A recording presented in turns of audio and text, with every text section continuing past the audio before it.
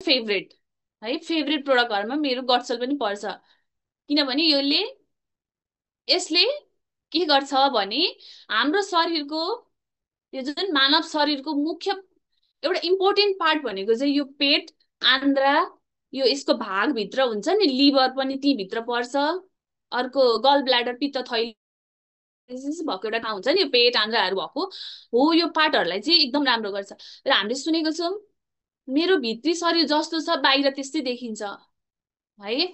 मैले जे खान्छु मेरो शरीर त्यही हो, मेरो हेल्थ चाहिँ त्यही हुन्छ है।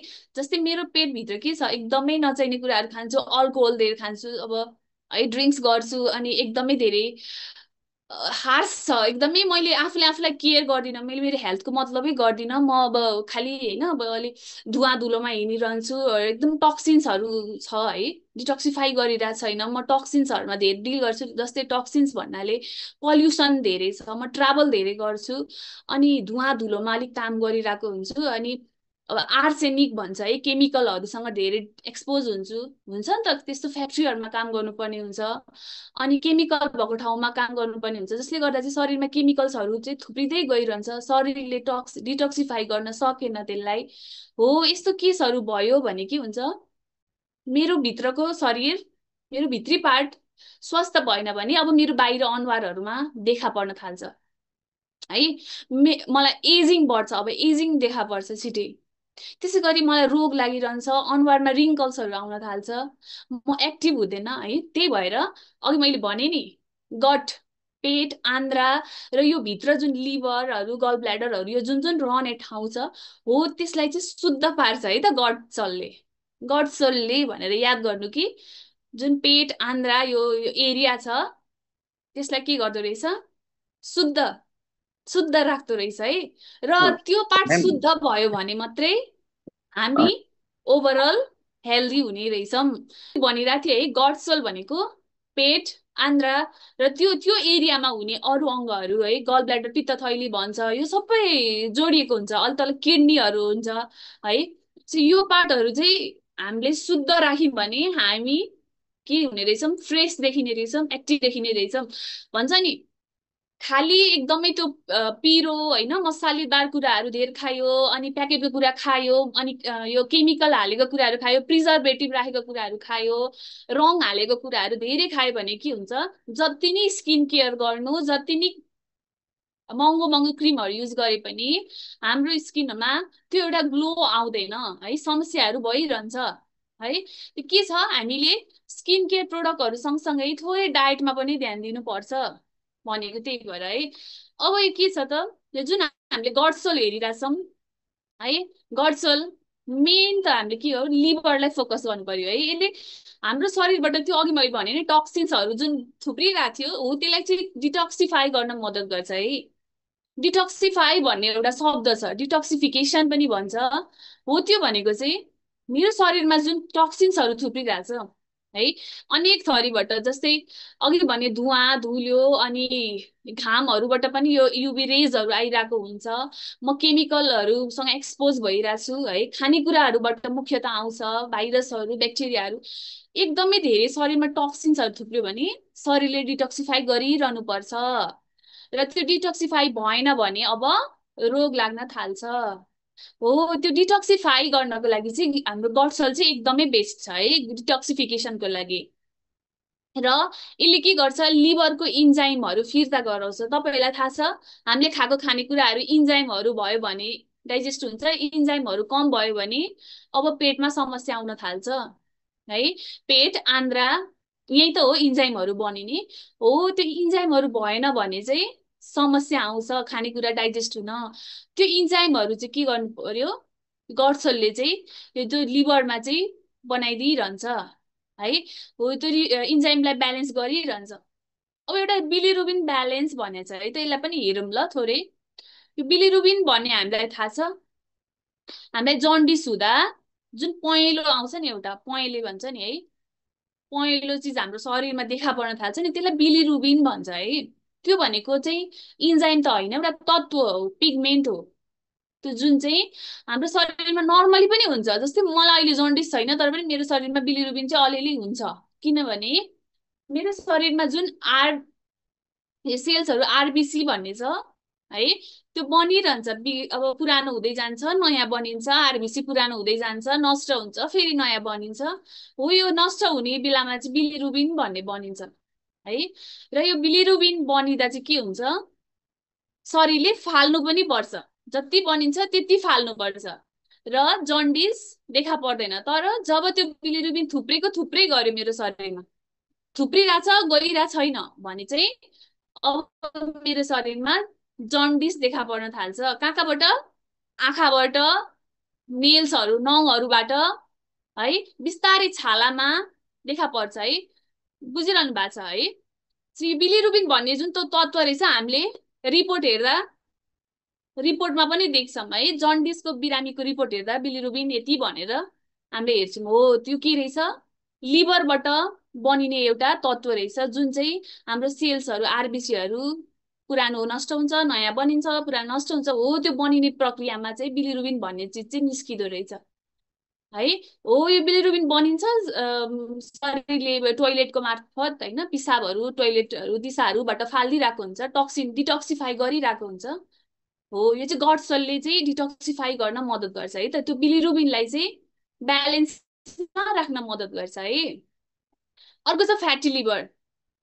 फ्याटी लिभर भनेको हामीले रिपोर्टहरूमा देखिरहन्छौँ नि, फ्याटी लिभर भएछ भनेर है, हामीले डिस्कस पनि गरेको छौँ। फ्याटी लिभर भनेको दुईटा कारणले हुन्छ, एउटा रक्सी धेर खायो भने, अल्कोहल धेर खायो भने फ्याटी लिभर हुन्छ, अर्को चाहिँ जस्तै फ्याटी कुराहरू, बाहिरको कुराहरू, एकदमै हाम्रो डायटसँग रिलेटेड कुराहरू, कि त लिभरमा इन्फ्लामेसनहरू भयो भने है, उसले चाहिँ फ्याटलाई चाहिँ अब सिन्थेसिस भनेको फ्याटलाई चाहिँ आफ्नो कामहरू गर्न अराइरहन सकेन, लिभरले चाहिँ जुन काम गर्नुपर्ने त्यो गर्न सकेन भने, अब फ्याट थुप्रेको थुप्रै गर्यो भने नन अल्कोहलिक लिभर सिरोसिस हुने रहेछ। यो फ्याटी लिभरको दुईटा केस छ है, एउटा रक्सी खाएर फ्याटहरू थुप्रिने, अर्को रक्सी नखाइकन पनि अर्को केस के छ, लिभर बिग्रेर फ्याटलाई चाहिँ उसले आफ्नो कामहरू गर्न लाउन सकेन, फ्याट थुप्रेको थुप्रै भयो।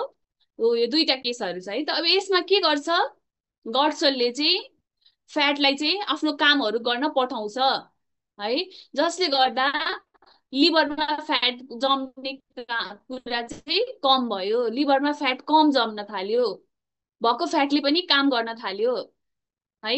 त्यही भएर फ्याट सरी लिभर हेल्दी भइरह्यो, लिभर हेल्दी भइरह्यो, आफ्नो काम गरिरह्यो भने के हुन्छ, लिभर स्वस्थ रहिरह्यो। हो यो गट्सलले के गर्दो रहेछ, लिभरलाई चाहिँ आफ्नो कामहरू गर्न मद्दत गरिरहँदो रहेछ, फ्याटलाई चाहिँ आफ्नो काम गर्नलाई पठाइरहन्छ, जसले गर्दा लिभर हेल्दी रहिरह्यो है।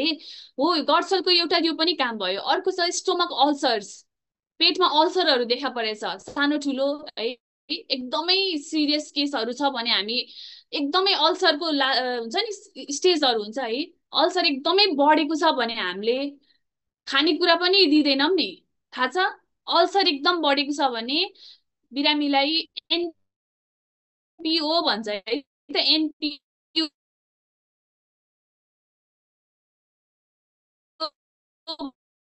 भनेको मुखबाट केही पनि नहाल्ने, औषधि दिएर ठिक पारिन्छ अनि मात्रै खानेकुराहरू हालिन्छ, मुखबाट होस् पाइपबाट होस् जहाँबाट भए पनि है। के गरिन्छ, एकदमै सिरियस केस छ अल्सर, अस्ति कसले क्वेसन सोध्नु भएको थियो है अल्सरको भनेर, एकदमै सिरियस केस छ, अल्सर एकदमै धेरै बढेको छ भने है, अलिकति केस हेरेर रिपोर्ट हेरेर सजेस्ट गर्छौँ है। त्यसै गरी रिफ्लक्स, उलुक उलुक आइरहने है, त्यसै गरी ग्यास्ट्रिक, इन्डाइजेसन, ब्लोटिङ, फ्ल्याटुलेन्स, पेट भएको, टोइलेट टाइम टाइममा नहुने है, इन्फ्लामेटरी बल भनेको पेट गुटुटुटु गर्ने, दुखिरहने, पेट जस कटकट खाइरहने, केही खायो खानेकुराहरू भने तत्कालै पेट दुखिहाल्ने है। अनि इन्टेस्टाइनल कोलाइटिस भनेको चाहिँ आन्द्रामा चाहिँ सुनिएको, आन्द्रामा घाउहरू भएको है। अनि बर्पिङ सिन्ड्रोम, ढ्याउ ढ्याउ आउने है, हुन्छ नि यो समस्याहरू थाहा छ, ढ्याउ ढ्याउ आइरहने, मान्छेको अगाडि अप्ठ्यारो हुने बोल्नको लागि, केही बोल्न खोज्दा पनि यस्तो ढ्याउ आइदिइहाल्ने, त्यो चाहिँ झुकेर होइन, त्यो समस्या भइसकेको हुन्छ त्यस्तो है। अर्को छ के, बोल्न खोज्यो मुख गनाउने, किनकि भित्र समस्या छ नि त, मैले अघि भने नि भित्र आन्द्रा पेटको यो जुन एरिया छ त्यसमा समस्या छ भने पनि मुख गनाउने है, छाती एकदमै यहाँ दुख्ने पोल्ने हो, यो सबै केसहरूमा के छ, हामीले गडसल सजेस्ट गर्न सक्छौँ है। यसले चाहिँ हाम्रो जुन पेट आन्द्राको यो जुन तलको एरिया छ त्यसलाई चाहिँ शुद्ध राख्न मद्दत गर्छ। अर्को छ फाइब्रोइड्सहरू है, जन्डिस, पोस्ट जन्डिस भनेको पोस्ट जन्डिस पछाडि है रिकभर हुने बेलामा। र त्यो के छ, अरू केसहरू जस्तै लिभरमा असर हुने है, हेपाटाइटिस हुँदा, डेङ्गु हुँदा, मलेरिया हुँदा पनि हाम्रो लिभरलाई असर गर्छ है। लिभरमा गएर चाहिँ इन्फेक्सनहरू भइदिन्छ। लिभरलाई चाहिँ मुख्य असर परिरहेको हुन्छ यो केसहरूमा। त लिभरलाई चाहिँ हेल्दी राख्नको लागि गट्सले मद्दत गर्छ। हामीले डेङ्गु मलेरियाहरू पनि सजेस्ट गर्न सक्छौँ है, रिपोर्ट हेरेर है। पेसेन्टको लिभरको टेस्ट गराउने, लिभर टेस्ट हेर्ने, अनि अहिले अलिकति कम भएको छ भने चाहिँ उहाँहरूलाई पनि सजेस्ट गर्न सक्छौँ है। अब यसमा के छ त हेरौँ है त। ल,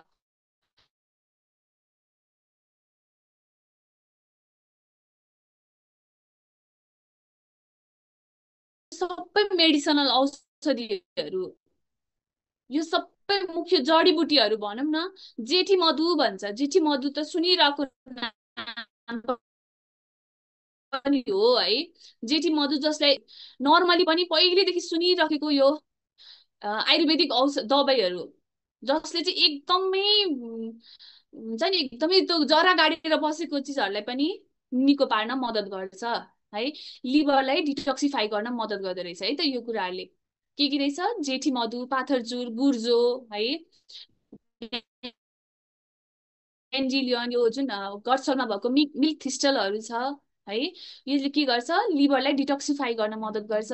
र डाइजेस्टिभ सिस्टम, अघिको जुन पेट, आन्द्रा, गल ब्ल्याडर, यो एरियाहरू लिभरहरू भएको ठाउँ छ, यसलाई चाहिँ राम्रो गराउँदो रहेछ है। त्यसै गरी गट ब्याक्टेरिया भन्छ, हाम्रो पेटमा आन्द्रामा हुने पनि ब्याक्टेरिया, राम्रो ब्याक्टेरियाहरू चाहिँ बनाइरहन्छ है, बनाइरहन्छ। नराम्रो ब्याक्टेरियाहरूलाई मारेर राम्रो ब्याक्टेरिया बनाइरहन्छ, जसले गर्दा डाइजेसनमा हेल्प गर्छ है, डाइजेसनलाई चाहिँ राम्रो गर्छ। त्यसै गरी गटको इम्युनिटी भन्छ है। गटको इम्युनिटी भनेको तपाईँको चाहिँ पेट आन्द्राहरू कतिको स्वच्छ छ, कतिको हेल्दी छ। त्यो हेल्दी छ भने नि मेरो ओभरअल हेल्थ म चाहिँ ओभरअल स्वस्थ रहन्छु है त। हो, त्यो चाहिँ ओभरअल हेल्थ चाहिँ यसले डिटेक्ट गर्छ है त। लिकोराइस भनेको मेथी है त, जेठी मधु है त, सरी जेठी मधु, लिकोराइस भनेको चाहिँ। अब यो भएको यो इम्पोर्टेन्ट कुराहरू है त, यो जस्तै मैले अघि भने जेठी मधु, पाथरचुर, यो गुर्जो, यो चाहिँ एकदमै सबैतिर युज भएको उहरू हो है त, आयुर्वेदिक औषधिहरू हो। यसले चाहिँ जरा गाडेर बसेको रोगहरूलाई पनि र हामीलाई अरू रोगै नलागेकोलाई पनि यसले चाहिँ धेरै राम्रो गर्छ है। हाम्रो जस्तै हुन्छ नि हेबिटहरू, बाहिर खाने हेबिट, अनि टाइम टाइममा नखाने, अनि अलिकति धेरै रमाइलो गर्ने होइन, अब टक्सिन्सहरूसँग एक्सपोज धेरै हुने, अब खान्न भन्दा भन्दै खानु पर्यो, अब काम गर्दिनँ भन्दा भन्दै त्यो एरियामा काम गर्नै पर्छ। म फ्याक्ट्रीमा काम गर्छु होइन, म ल्याबमा काम गर्छु, कामै छोड्न त भएन। हो, यस्तो केसमा के गर्ने त, आफ्नो शरीरलाई चाहिँ अगाडि नै तयार गर्ने हो। यस्तो केसमा पनि हामीले दिन सक्छौँ है।